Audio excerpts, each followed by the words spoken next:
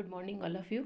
BCom part third year insurance के इस paper में आज हम समूह बीमा योजना के जो योग्य समूह होते हैं group insurance under group insurance scheme, यानी ग्रुप इंश्योरेंस में किन किन ग्रुप्स का इंश्योरेंस किया जा सकता है, किस किस तरह के ग्रुप इसके लिए एलिजिबल माने जाते हैं, उसके बारे में बात करेंगे। तो सबसे पहले जो ग्रुप हम लेने वाले हैं वो सेवा योजक और कर्मचारियों का समूह है, एम्प्लॉयर्स और एम्प्लॉई का ग्रुप लेंगे। क्योंकि हम जानते हैं क्योंकि ग्रुप जो इंश्योरेंस स्कीम है वो वहाँ शुरू की जा सकती है जहाँ पर एम्प्लॉई परमानेंट काम करता है और उसका एम्प्लॉयर उस स्कीम को शुरू करने में इंटरेस्टेड होता है या वह अपने एम्प्लॉयज़ को उसका बेनिफिट देना चाहता है। तो सबसे पहले सेवा योजक कर्मचारी का जो समूह है, एम्प्लॉयर और एम्प्लॉय का जो ग्रुप है, वह इसके लिए एलिजिबल माना जाता है। वह ग्रुप इंश्योरेंस का बेनिफिट या लाभ ले सकते हैं। पॉइंट नंबर सेकंड है श्रम संघ समूह, लेबर यूनियन ग्रुप। श्रम संघ श्रमिकों का समूह है। हम सभी जानते हैं जो लेबर यूनियन है वह लेबर का ग्रुप होती है, उसका समूह होती है, जहाँ वो अपने राइट्स के लिए, अपने इंटरेस्ट की चीज़ों के लिए या अपने इंटरेस्ट के विषयों के लिए अपना ग्रुप बनाते हैं ताकि एम्प्लॉयर के साथ वह मजदूरी को लेकर बार्गेनिंग कर पाए, अपनी वर्किंग कंडीशन को लेकर के बार्गेनिंग कर पाए या अपनी जो डिमांड्स हैं उनको उनके सामने रख पाए। तो यदि कोई लेबर यूनियन है तो वह भी इस स्कीम का लाभ ले सकते हैं। पॉइंट नंबर नेक्स्ट है ऋणदाता ऋणी समूह, क्रेडिटर डेटर ग्रुप्स। कोई भी ऋणदाता अपने ऋणियों के लिए समूह बीमा पत्र ले सकता है, यानी जो पैसा उधार किसी को देता है, लोन किसी को देता है, तो वह उनके लिए इस तरह का ग्रुप इंश्योरेंस ले सकता है। ऐसी सिचुएशन में बीमा पत्र ऋणदाता के नाम से ही जारी किया जाता है। यदि किसी ऋणी की मृत्यु हो जाती है या उसकी डेथ हो जाती है, यानी यदि किसी व्यक्ति को पैसा उधार दिया गया है, उसको कर्ज दिया गया है, लोन दिया गया है और उसकी डेथ हो जाती है, तो ऐसी सिचुएशन में उसके दावे से राशि का उपयोग उसके बकाया धन को, यानी यदि उसका कुछ लोन बकाया है तो उसको पेमेंट करने के लिए या उसका भुगतान करने के लिए उसका उपयोग किया जा सकता है। तो थर्ड जो ग्रुप है हमारा वह क्रेडिटर डेटर ग्रुप माना जाएगा। नेक्स्ट पॉइंट है पेशेवर व्यक्तियों के ऐच्छिक समूह, वॉलंटरी ग्रुप्स ऑफ प्रोफेशनल्स। कुछ व्यक्ति जैसे टीचर्स हैं, डॉक्टर्स हैं, एडवोकेट्स हैं आदि के समूह भी अपना ग्रुप इंश्योरेंस करवा सकते हैं, क्योंकि इन सब के अपने अपने ग्रुप्स होते हैं, अपने अपने संगठन होते हैं। तो ऐसे ग्रुप्स अपने फंड में से प्रीमियम का भुगतान कर सकते हैं। नेक्स्ट पॉइंट है सामाजिक सुरक्षा योजना के समूह, groups of social security schemes. देश की सरकार सामाजिक सुरक्षा की अनेक योजनाएं चलाती है। इसमें दलित है, गरीबी की रेखा से नीचे जीवन जीने वाले लोग हैं, खेतीहर मजदूर हैं, रिक्शा चलाने वाले हैं, कुली हैं, इन सबको सिक्योरिटी देने की कोशिश की जाती है, एफर्ट्स किए जाते हैं।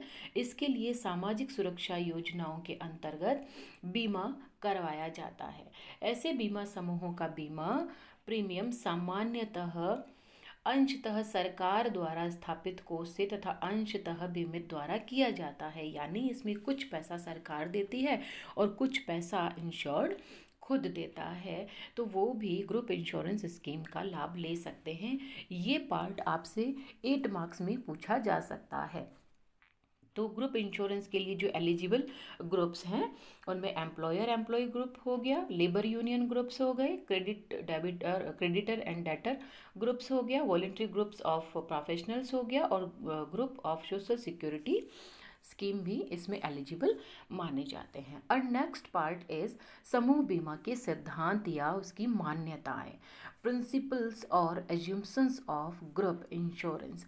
यानी समूह बीमा किन सिद्धांतों को लेकर काम करता है, उसकी अपनी क्या एज्यूम्शंस हैं जिसके बेस पर वह इस स्कीम का संचालन करते हैं। कंपनी इस स्कीम को चलाती है, एम्प्लॉयर्स इसका बेनिफिट या इसका लाभ अपने एम्प्लॉयज़ को दिलाना चाहते हैं, और एम्प्लॉयज़ को अंततः लाभ किस तरह से होता है, और इस इंश्योरेंस स्कीम के ऑपरेशन के लिए किन किन सिद्धांतों को फॉलो किया जाता है।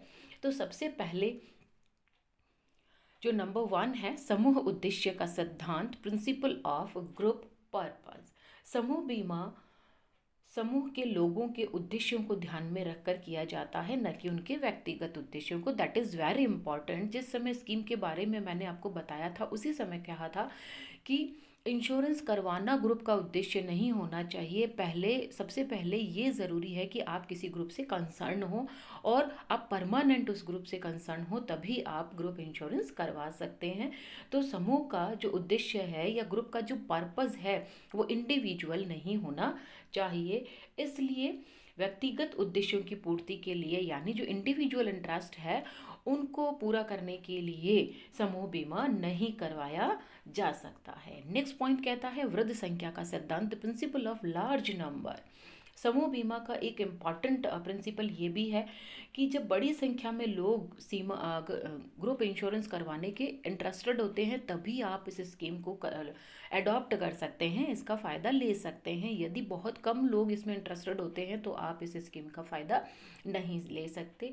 कहीं कहीं गवर्नमेंट ऑर्गेनाइजेशन में आपकी मर्जी नहीं पूछी जाती है, आपका इंटरेस्ट नहीं पूछा जाता है, क्योंकि आप वहाँ परमानेंट काम करते हैं, उस ग्रुप का एक हिस्सा होते हैं, इसलिए वहाँ पर मैंडेटरी होता है कि आपको इस ग्रुप इंश्योरेंस स्कीम में शामिल होना ही पड़ता है। नेक्स्ट पॉइंट कहता है निरंतरता का सिद्धांत, प्रिंसिपल ऑफ फ्लूइडिटी। समूह बीमा कराने वाला समूह प्रवाहमय होना चाहिए, उसमें फ्लो होना चाहिए। In other words we can say उस समूह के सदस्यों में कुछ नए सदस्य शामिल होते रहते हैं और पुराने निकलते रहते हैं। पुराने कुछ इस बेस पे निकलते हैं कि उनका टेन्योर पूरा हो जाता है या रिटायरमेंट की एज आ जाती है, इसलिए चले जाते हैं। कुछ अपनी मर्जी से इंस्टीट्यूशन छोड़ देते हैं, तो कुछ को वहाँ से हटा दिया जाता है और नए लोग आते रहते हैं। तो इसमें एक फ्लो बना रहता है और ये फ्लो बना रहना ज़रूरी होता है। तो जो लोग आते जाते हैं वह ग्रुप का हिस्सा बनते रहते हैं, और जो चले जाते हैं वह इस स्कीम का पार्ट नहीं रहते हैं। नेक्स्ट पॉइंट कहता है अनुपात का सिद्धांत, द प्रिंसिपल ऑफ प्रोपोर्शंस। अनुपात का सिद्धांत समूह बीमा में हमें इस बारे में बताता है कि प्रत्येक समूह की प्रीमियम का अनुपात उस समूह की बीमा राशि, उसके आकार और औसत आयु पर निर्भर करता है। मतलब ये कि जो प्रीमियम है उसका जो प्रपोर्शन है वह ग्रुप इंश्योरेंस की जो अमाउंट होती है, जो सम इंश्योर्ड होता है उस पर, साइज ऑफ ग्रुप का आकार क्या है उस पर, और ग्रुप के लोगों की एवरेज एज क्या है उस पर डिपेंड करती है। नेक्स्ट पॉइंट है न्यूनतम चयन का सिद्धांत, the principle of minimum choice. यह सिद्धांत ये कहता है कि समूह के लोगों में से बीमाकर्ता को बीमित का चुनाव करने का अधिकार नहीं होना चाहिए। इसी प्रकार बीमाकर्ता द्वारा भी समूह के 100% या अधिक लोगों, मतलब ये कम से कम 75% द्वारा बीमा में सम्मिलित होने पर बल देना चाहिए। मतलब ये कि यदि आप ग्रुप में बने हुए हैं, उस ग्रुप में स्थायी रूप से हैं, टेम्परेरी नहीं है, तो आपको सिलेक्शन का हक नहीं है, आपको उस स्कीम का हिस्सा बनना ही होता है। इसीलिए न्यूनतम चयन की बात यहाँ पर हमें कही गई है। नेक्स्ट पॉइंट है समरूपता का सिद्धांत, द प्रिंसिपल ऑफ होमोजेनिटी।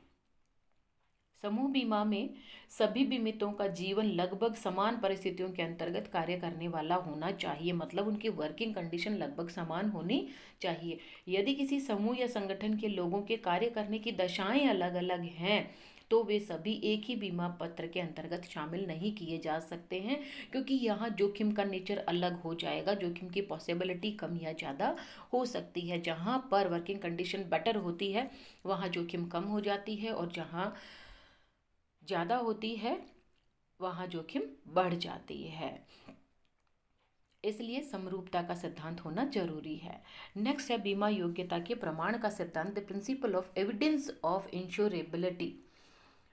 समूह बीमा में जनरली मेडिकल एग्जामिनेशन की आवश्यकता नहीं होती है, मेडिकल चेकअप नहीं किया जाता है। आप किसी ग्रुप का पार्ट हैं इसलिए आपको शामिल कर लिया जाता है। लेकिन यदि किसी ग्रुप के मेंबर में से कुछ मेंबर समूह बीमा योजना में पहले से शामिल नहीं होते लेकिन वो बाद में अब शामिल होना चाह रहे हैं, तो ऐसी सिचुएशन में बिना मेडिकल चेकअप के उनको शामिल नहीं करवाया जा सकता है।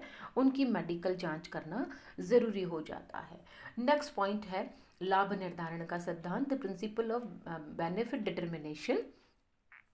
समूह बीमा के इस सिद्धांत में ये बताया जाता है कि समूह बीमा में बीमा लाभों का जो निर्धारण है वो व्यक्तिगत आधार पर नहीं होता है, समूह के बेस पर होता है। यानी जो बेनिफिट आपको उस मास्टर पॉलिसी के अंतर्गत दिए जाएंगे उसका बेस इंडिविजुअल नहीं होता है, उसका बेस ग्रुप ही रहता है। उस ग्रुप को देखते हुए ही आपको पॉलिसी के बेनिफिट दिए जा सकते हैं। तो ये कुछ प्रिंसिपल्स थे जो मैंने आपके सामने रखे हैं, जिसमें उद्देश्य का सिद्धांत है, प्रिंसिपल ऑफ ग्रुप पर्पस है, the principle of large number, the principle of fluidity, the principle of proportion, the principle of minimum choice, the principle of homogeneity, the principle of evidence of insurability and the principle of benefit determination.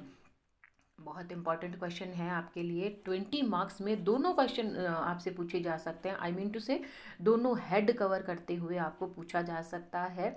जो groups हैं, योग्य जो समूह हैं, वो भी आपसे पूछे जा सकते हैं और साथ ही साथ इसके जो प्रिंसिपल्स और एजम्पशंस हैं वो भी 20 मार्क्स में पूछे जा सकते हैं। और 8 मार्क्स में दोनों को अलग अलग तरीके से भी पूछा जा सकता है। मैं उम्मीद करती हूँ कि आपको ये समझ में आ गया होगा। यदि आपकी कोई क्वेरी है तो आप व्हाट्सएप के जरिए मुझसे पूछ सकते हैं।